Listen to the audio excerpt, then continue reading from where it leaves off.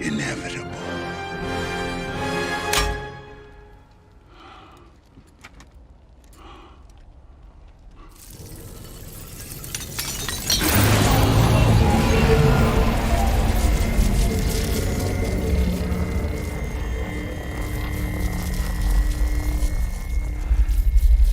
And I am Iron Man. Hey.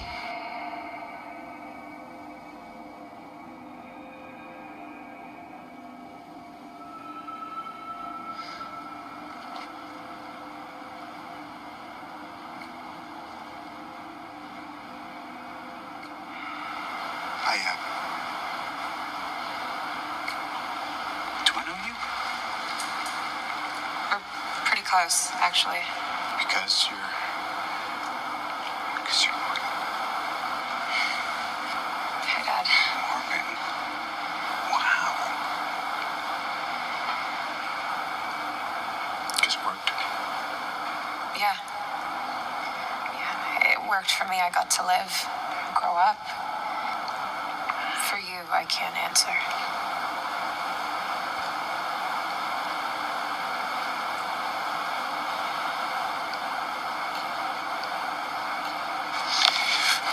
I'm sorry.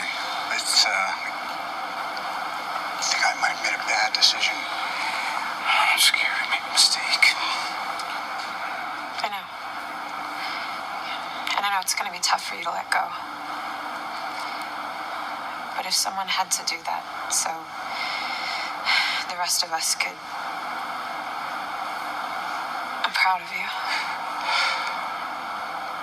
And sad. I'm strong, like Mom. And I'm happy. I'm happy we had the time that we did. Okay, and that you were there for me. Until you couldn't be.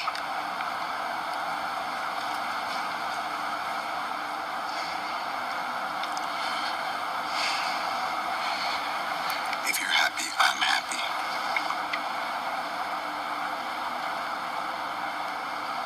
I love you.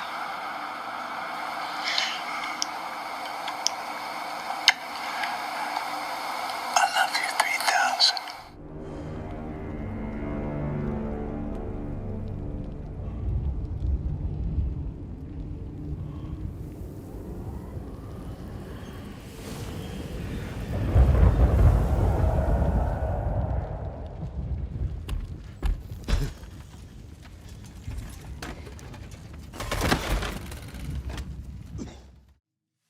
Welcome back everyone, it's Charlie. This is going to be my video for the Avengers Endgame deleted scene of Iron Man going into the Soul World in the alternate ending to the movie.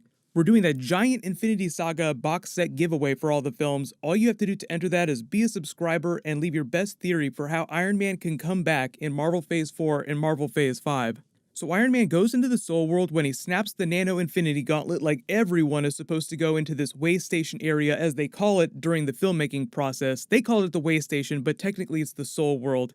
Instantly you sense the mechanics of how this place works for each different person who uses the Infinity Gauntlet. It's a makeshift version of the campsite from outside his lake house earlier in the movie where Iron Man found Morgan Stark playing in her tent with Pepper Potts' rescue armor from the comics. The place itself is meant to be some meaningful shared place from each person's history. That's why for Thanos, it was this place with young Gamora on her homeworld. It's the place where he decided to adopt her, so that's why it's so meaningful for him. Adult Morgan Stark, played by Catherine Langford, who you all probably recognize, tells him that everything worked out. She got to grow up and have a happy life with Pepper Potts. Everything is okay, and he doesn't need to worry about whether or not he made the right decision in sacrificing himself to snap the Infinity Gauntlet or do the whole big time heist and bring everyone back. The really interesting part too is that she also tells him that she can't say whether or not he's alive in the future. I can't say about you, mostly because Marvel doesn't have a contract with Robert Downey Jr. to come back in the live action movies beyond the Black Widow movie. There's a rumor that he's coming back in a scene for Black Widow, but it might just wind up being a deleted scene from Captain America Civil War. That's kind of a separate thing. I'll talk about it during my Black Widow videos when they start dropping trailers for that movie. Side note too, you probably also heard Jeff Goldblum recently confirmed that he filmed scenes with Robert Downey Jr. for the Avengers What If series, so he will be coming back for new stuff during Marvel Phase 4. It's just on Kevin Feige and Marvel to find compelling reasons for him to come back in the live-action movies like Young Avengers or the future Avengers movies as a hologram or a special message that he left behind that they find. Just some compelling reason for him to come back and play the character, aside from him just straight up coming back alive or an alternate universe version. The other reason why she says this too, she can't say whether or not he's alive, is because they were playing it like he might never come back in the future. And even this version of Morgan Stark that Iron Man is talking to isn't the actual Morgan Stark, it's just a piece of her soul that he's connected to because of the power of the combined Infinity Stones. It's kind of complicated what's happening here, the mechanics of it all, but the stones are reaching forward in time and connecting him to a piece of her soul, pulling it into the soul world. You have to remember that most of the movie is about them traveling back into the past, but you can actually use the Infinity Gauntlet to travel to any point in the future that you want to.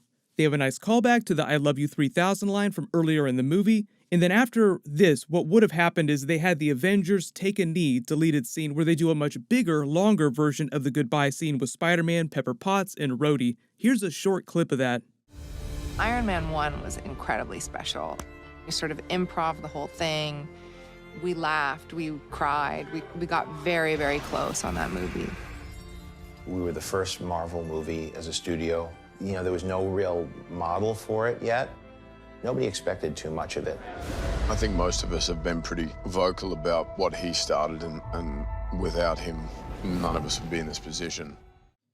The scene goes on even longer. You can even see younger Gamora from 2014 get all awkward when they start getting down on one knee because she never met Iron Man. She doesn't know Tony Stark, so she's like, peace, I'm out of here. That's why Peter Quill and Thor, the Guardians of the Galaxy, are plotting a course to track her ship down at the end of the movie in that other scene. But you watch those Iron Man scenes and you probably understand why they chose to delete them. The Iron Man Soul World scene is cool, but the whole reason why the writers said that they originally tried to include it was to make Iron Man feel like things would be okay. He made the right call in the much shorter scene with Pepper Potts saying, Tony, we're going to be okay. And Spider-Man saying goodbye right after this moment also does the exact same thing in half the time. So you would have had two separate scenes doing the exact same thing. The other big reason why they cut it is because they showed the scene to test audiences, and most of the people were confused about who Morgan Stark was, Catherine Langford. They didn't make the connection that she was the older version of this young little girl. And for the people that did recognize who she was supposed to be, because you've only spent a couple of scenes with the young Morgan Stark character, most of the people watching didn't really care that much about her, so the scene didn't wind up carrying the weight that they wanted it to, and for most casual viewers, it just made things more confusing. The reason why they cut the Avengers Take a Knee scene is because it was originally there to just have everyone pay tribute to Iron Man's sacrifice, and they also do that again right after this during the funeral scene. So they cut it for pretty much the same reason why they cut the Soul World scene. You're doing just the same scene over and over again, making the film longer than it needs to be, and they found that they were turning the ending of the movie into a Lord of the Rings Return of the King situation. Remember how that movie had several different endings? Like the whole last 15 to 20 minutes of Return of the King was a bunch of different ending scenes, when really you only want one or two, and then any other tags that you want with the different characters you handle in the post-credit scenes because it's a Marvel movie. But the issue they said they had with Avengers Endgame is that they wanted the movie to feel special, like a real ending for some of these characters, even though they're definitely coming back in Black Widow. Like, Black Widow died, but technically the Black Widow movie is set during the past, so it's not quite as perfect a situation as they would like. But that's the whole reason why they didn't want a post-credit scene like you would see in a traditional Marvel film, and instead did that special montage post-credit scene with all the titles, and then the Iron Man audio taken from the cave scene in the first Iron Man movie with him banging the hammer, making that Mark I armor. But let me know in the comments, do you think that they were right to cut the Soul World scene and the scene of them taking a knee after Iron Man died? There's a ton of other bonus content and deleted scenes from the Avengers Infinity Saga box set from all the different Marvel films going back to Phase 1. Let me know if there are any special videos that you want me to make, because most of this stuff is obviously for Avengers Endgame, but there's way more stuff going back to the other films. I'm working on a new video for The Mandalorian about Yoda's race and their history that should post later tonight. But while you wait for everything, click here for that brand new Avengers What If trailer, and click here for all my Avengers Endgame deleted scenes videos. Thank you so much for watching. Everybody stay awesome. I'll see you guys tonight.